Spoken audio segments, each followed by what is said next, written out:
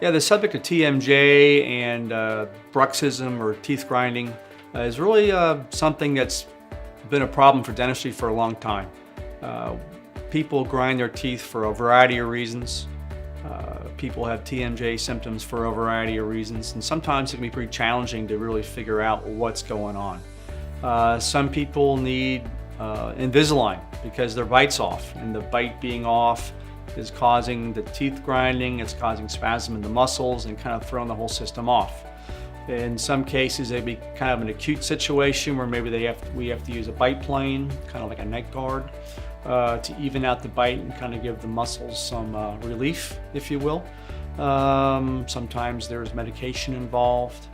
It's a real problem for a lot of people. There's a lot of, I always joke with patients when I look at their teeth and say, I think you grind your teeth, and they're, no, I don't grind my teeth. And I'm like, well, look at them. I mean, there has to be a reason something's going on here. And a lot of times it's kind of underground. They really don't know they're doing it.